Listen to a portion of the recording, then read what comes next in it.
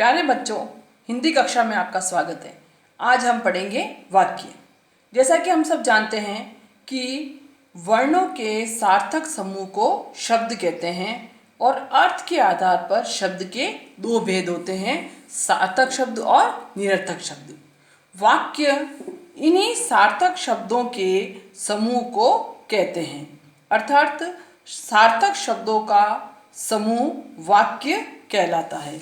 तो हम इस तरह से कह सकते हैं कि दो या दो से अधिक सार्थक शब्दों के समूह को वाक्य कहते हैं। मतलब दो या दो शब्दों से बने ऐसे समूह जिनका कोई अर्थ निकलता है वे वाक्य कहलाते हैं। जैसे अभिनव पत्र लिखता है, कोयल मीठा गाती है, माताजी खाना बना रही है। ये सार्थक शब्दों के ऐसे समूह हैं जिनका अर्थ निकलता है, ये वाक्य कहलाते हैं।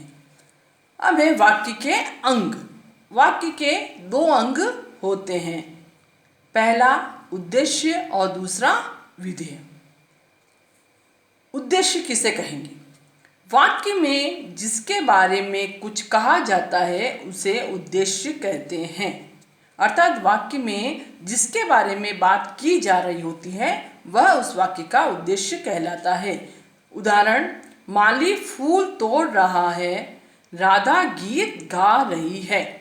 उपयुक्त दोनों वाक्यों में रेखांकित शब्दों माली और राधा के विषय में बात कही जा रही है, इसलिए ये उद्देश्य है। अर्थात इन दोनों वाक्यों में माली और राधा के बारे में बात की जा रही है, ये इन दोनों वाक्यों के उद्देश्य हैं।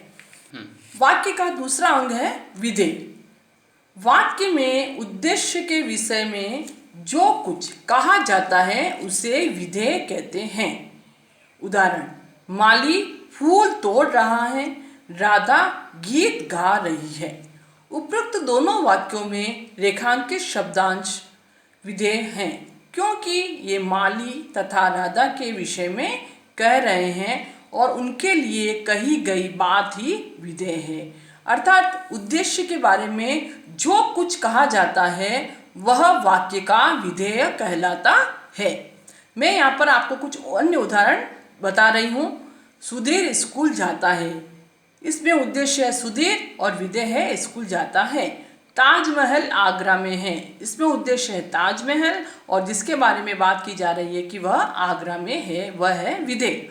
हिरण दौड़ रहा है, इसमें उद्देश्य है हिरण और उसकी बात की जा रही है दौड़ रहा है वह है विधेय। पिंकी गाना गाती है, इसमें उद्देश्य है पिंकी और गाना गाती है विधेय। मछली तैर रही है, इसमें उद्देश्य है मछली और उसके बारे में बताया जा रहा है कि वह तैर रही है वह है विधेय। तो इस प्रकार मैंने आज आपको बताया कि वाक्य किसे कहते हैं और उसके कौन कौन से अंग होते हैं। आज का आपका गृह कार्य है, मैंने 2 प्रश्न आपको यहाँ दिए हैं। वाक्य किसे कहते हैं तथा वाक्य के कितने अंग होते हैं नाम लिखिए। धन्यवाद।